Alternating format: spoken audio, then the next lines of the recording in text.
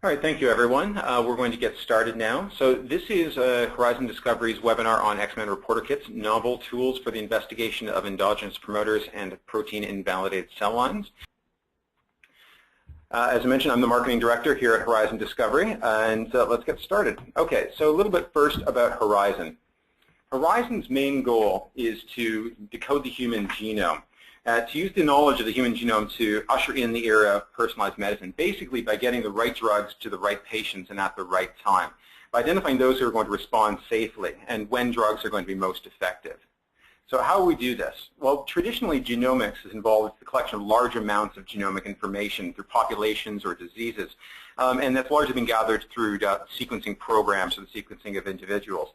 But the focus has shifted in the last few years towards asking questions around how this information can actually be used. And that's now become the era of translational genomics. Gene editing technologies such as nucleases or what Horizon uses, RAV, are being used to develop modified cell lines. And these cell lines are starting to act as models for patients, to act as surrogates for what's actually happening in a patient environment. And this is starting to enable novel therapeutics and better diagnostic approaches, and ultimately to continue the drive towards personalized medicine. What Horizon does is we use a core technology called Genesis. And what Genesis is it makes small, precise genomic modifications of a cell line at a specific locus, so that you end up with two different cell lines. One is the initial parental, and the other one is one that has a small genomic modification that you've designed. Thereby, it allows you to make biologically relevant experiments where each of these two cell lines differ only in the point where you've made the modification.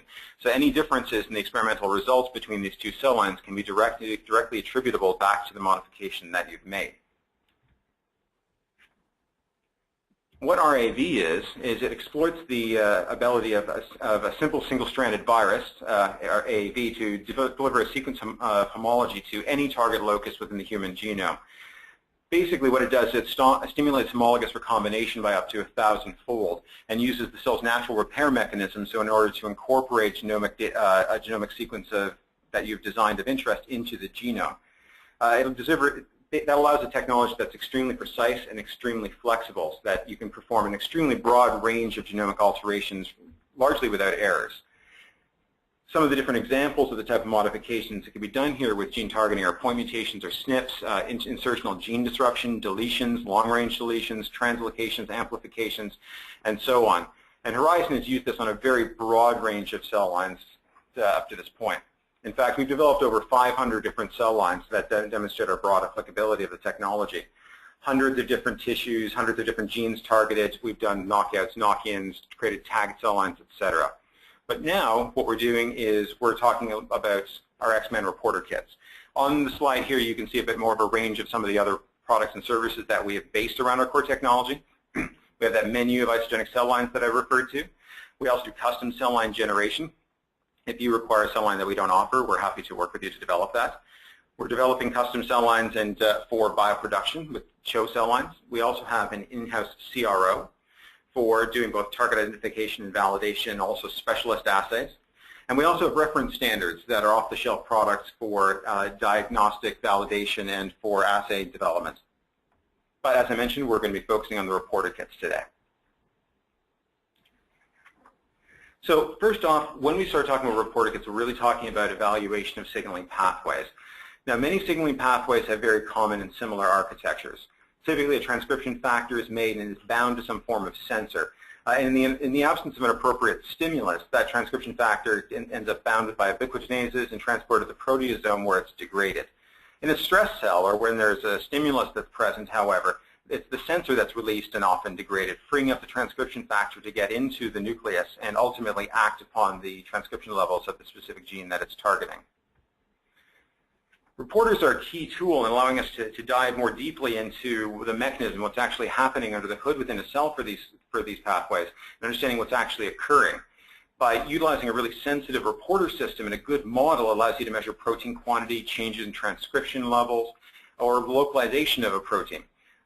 For the investigation of gene regulation, of receptor or protein-protein interactions, localization of where a protein is going specifically within a cell, or whether it's going extracellular, the stability of a protein, and if anything has changed in regards to that, and whether or not biosensors might be activated.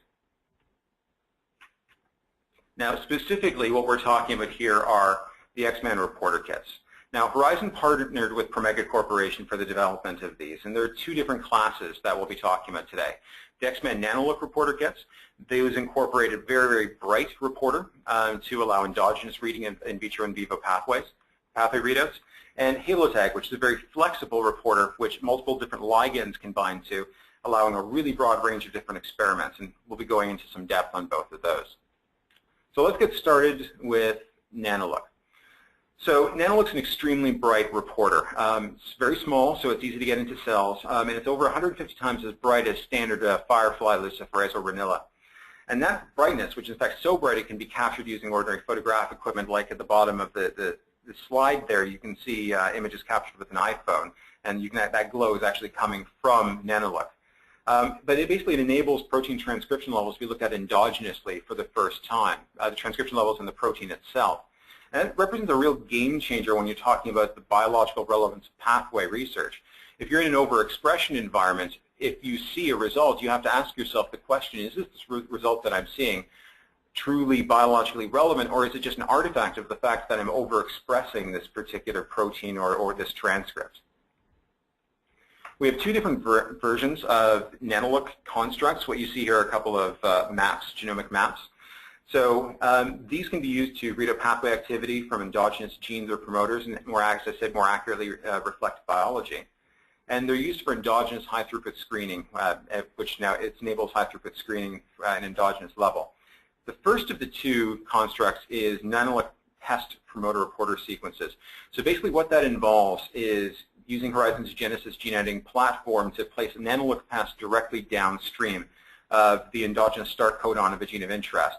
So what this allows assessment of is the activity of the endogenous promoter using a luciferase signal. The reason why PEST is there is NanoLuc is actually very, very stable. So it would naturally just build up within the cells, and we actually have a control that we provide or is available for these kits that you can use to directly compare. But if you want to be able to look at the actual dynamics of activation or inhibition of a promoter, you need that sequence to degrade fairly quickly. And that's what the PEST sequence does. It degrades the protein very quickly so that the cell lines can be used for truly relevant transcriptional or really truly relevant reporter assays. The second is our protein reporter cells and cell lines. Basically, these lines are engineered to design a fusion, to create a fusion protein of NanoLuc and the endogenous protein of interest.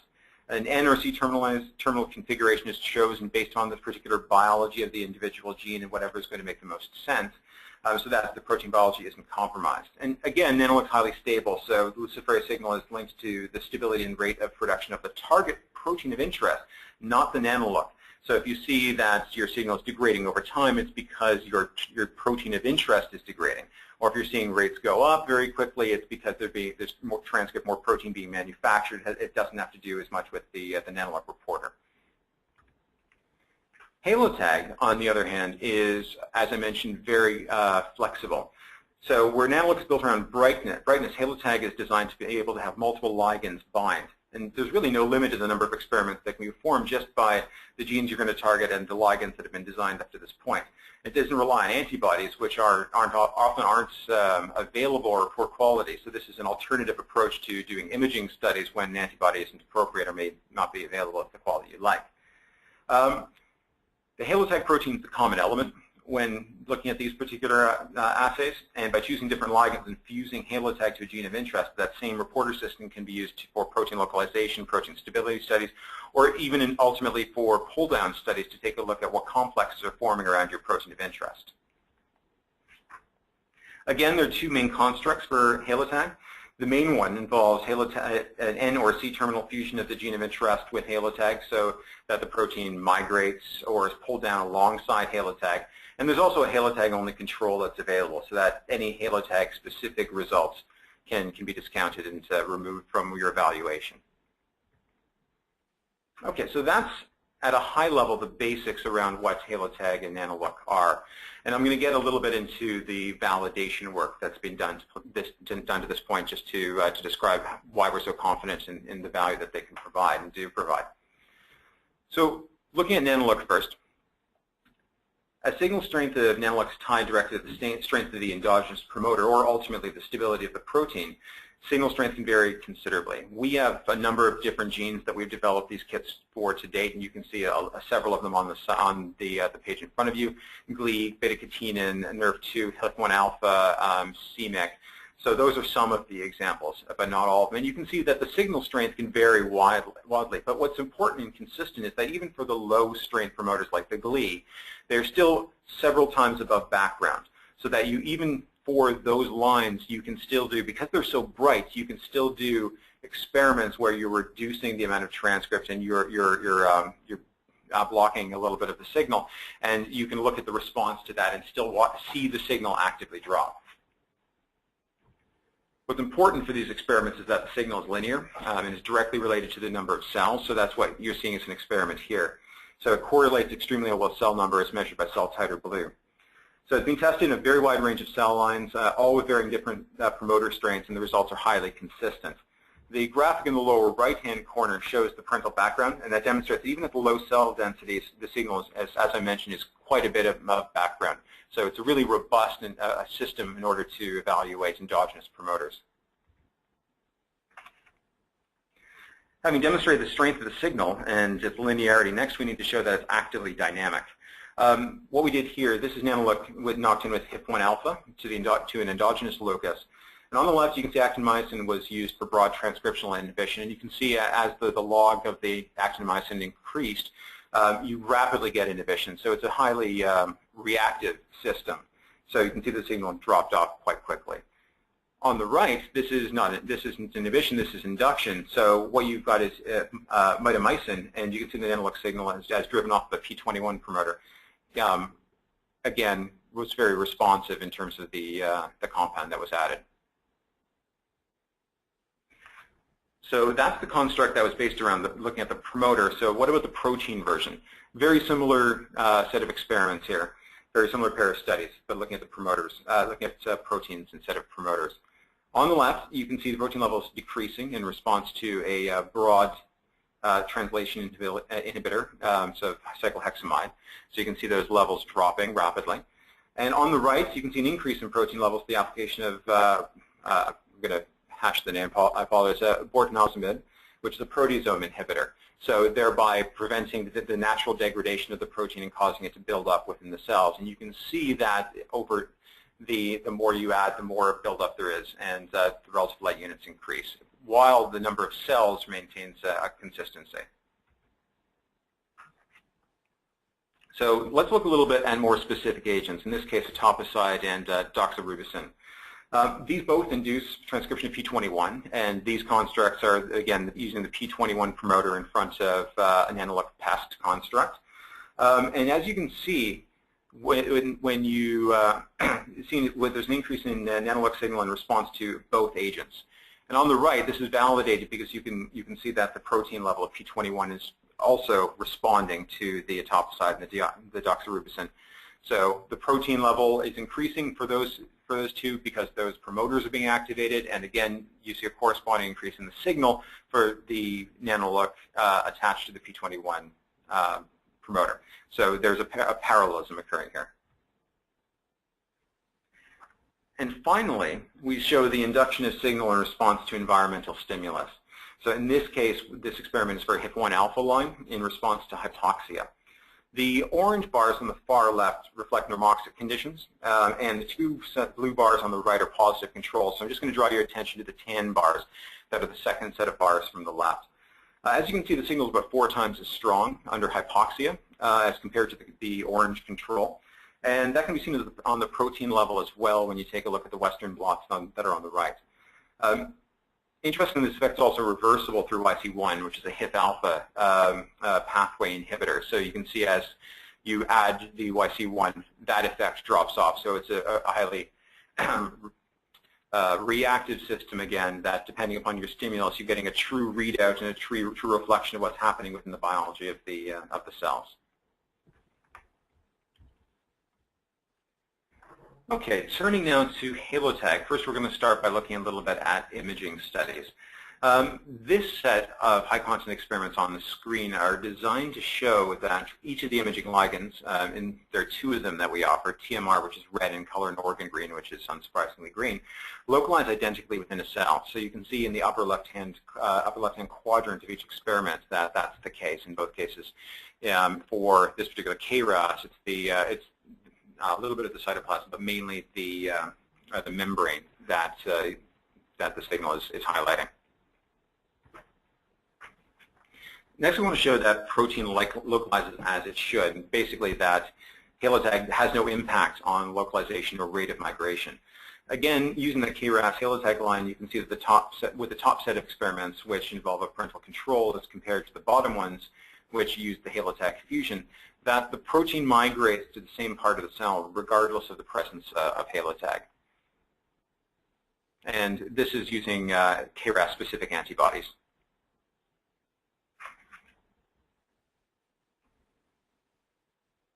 Next, we want to take a look at HaloTag staining is the same regardless of whether, as when compared to an antibody, so that it's directly comparable. So I mentioned about some of the benefits of using HaloTag as opposed to an antibody, but obviously the result has to be just as reliable. Firstly, the upper left-hand quadrants show that in this case, TMR is clearly staining the cytoplasm and the membranes, and that there's really no visible background of control on the left. Also, when comparing this particular stain, and again, looking at the right where the TMR ligand is in red in the upper left-hand quadrant of the set of 4 on the right, comparing that with what was seen on the previous slide, and I'll just go back to it for a moment, you can see that the same parts, the identical staining is seen between the two different cells, whether it's the antibody or whether it's the HaloTag. So that indicates that HaloTags are as specific as antibodies are and hence can be used comparably. This is an example of a very different type of experiments. I mentioned pull-down experiments, and this is an example using, again, KRAS. So by pulling down HaloTag fusion protein and evaluating the complexes that come down with it, in this case through mass spec, you can get some really interesting information around the patterns that emerge. By doing this with a control, you can identify things that are not HaloTag specific but are involved with your target protein of interest. And you can see some interesting patterns potentially, particularly when you compare the results under different environmental conditions, say hypoxia, or in the presence of a specific compound. And that can be a very valuable tool to identify additional targets or interactors that are involved in certain forms of disease or specific pathways. And it's a very interesting work starting to be done in this particular area. So we'll look at a couple of HaloTag case studies. Much like what's been shown with NanoLuc, we want to be able to show the dynamics of the protein in response to stimulus. So as mentioned earlier, bortezomib is a proteasome inhibitor, and in its presence you should see increased levels of HaloTag fusion protein. And indeed, in this example using a NRF2, we do in fact see that, and those are the boxes that are in red. And it's seen with both the anti-NRF2 and also the anti-HaloTag antibodies, again showing that there's comparability between what's being picked up in both. Second example, this is in response to an environmental factor. So this is hypoxia. As we know, HIF-alpha levels should increase in the presence of hypoxia, and that is in fact seen. So the presence of HaloTag in the fusion protein doesn't affect the response. It in no way is it interfering with the hypoxic response, and you're seeing something that's truly biologically relevant. Okay, and to close out, I'll just spend a few moments talking about what do we actually have to offer. So these are the NanoLuc kits that we currently have available. We have HIF-alpha, NRF2, beta-catenin, P21, c-MYC, and GLI. And with the little X's, you can see that HIF-alpha is available in both the promoter and the protein versions. NRF2 is a protein, beta-catenin in the protein, P21 in the promoter, c-MYC in the promoter, and GLI in the promoter. And we're building additional lines all the time. So I encourage you to visit our website, take a look at what we have. All of this information is available on there, and you can see as we continue to develop some new products.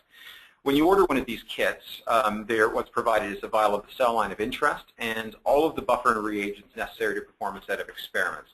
And the scope of your experiments will dictate the size of the kit. And we have kits available in 10, 100, 500, or 1,000 mil, or potentially custom if you've got some specific needs in terms of the volumes. There are licenses that govern both NanoLuc and Horizon Discovery cell lines, so those are available on our website. I'm happy to answer any questions on those as well. For the HaloTag kits, we currently have HIF alpha, NERV2, and KRAS. We have the promoter reporter for all three, and for KRAS we have 4 different genotypes, G12C, D, V, and G13D, and we've got the appropriate controls. These come with the cell line of interest and the parental line, which you can act as control, and that's that tan column in the right in the table. And again, they're governed by appropriate licenses. We just recently changed our pricing with regards to these kits to make them more widely accessible. So what you can see is what our current pricing is. So if you're using, regardless of TMR or Oregon Green, the price is the same. These are for the Halo at the top. It's $990, no matter where you are on the planet. It's $990 standard pricing for 15 microliters, which is enough for 150 experiments in a 96-well plate, and you can see some of the additional pricing and number of experiments can be performed by looking just to the right of that. Mammalian pull down is $990 as well, and that's for 24 reactions. The Nano, the NanoLuc kits range from 10 mils up to 1,000, and at the low end it's $550 for the base kit, up to $5,500 for 1,000. And again, you can see just by looking over to the right of the of the table how much that costs per well. Additionally, if there's something that you'd like to develop for yourself, or we have something that we don't currently offer, we do have an active custom cell line development program that is appended and attached to the reporter kits as well. So we are doing work with a number of pharmaceutical companies in this area and academics. So if there's something that you'd like to see, you think these reporter kits could be valuable to you, please feel free to contact us. We'd be more than happy to have a discussion with you. We have a number of different models that we can work with you on to make sure that it suits your needs and your financial needs and also your scientific needs. So please do have a chat with us about that.